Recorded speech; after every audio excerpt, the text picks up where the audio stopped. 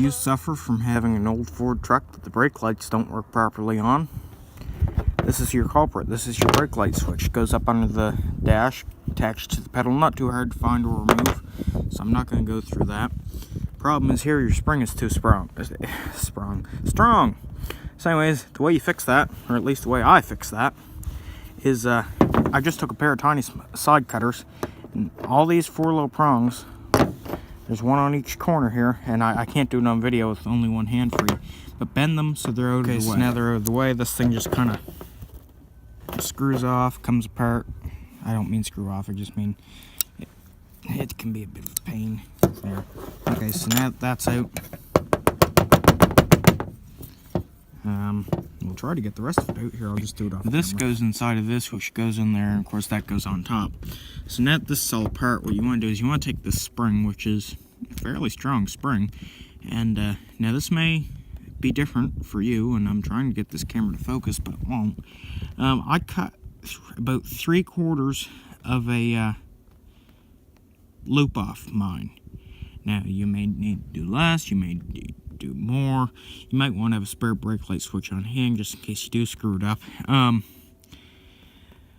Basically, when you put it back together, as long as this middle section here is still sprung enough to come back up and touch the top of this, because it goes in there like, I know this camera's out of blur, and I'm just trying to show you. As long as it's strong enough to bring it back up this way, you should be good.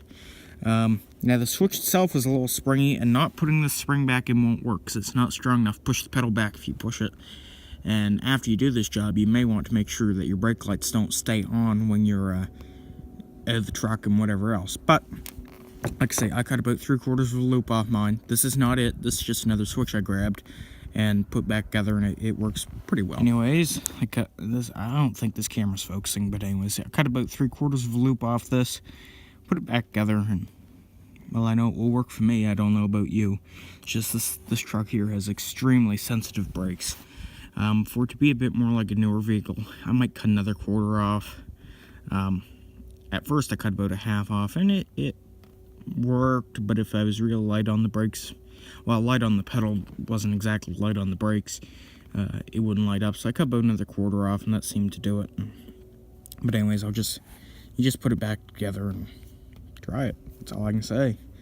But it's a simple job, and for, you know, a free, honestly, 2-minute fix, it's worth doing if your brake lights don't come on properly.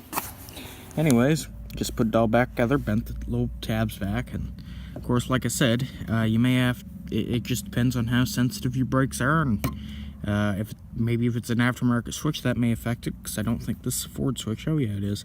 But anyways, just trial and error.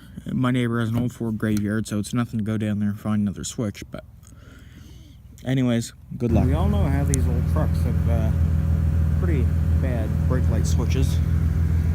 This truck here happens to have extremely sensitive brakes, almost too sensitive, but I fixed mine, so now it's just that much of a push. They do. Oh, here, do it here. They do come on.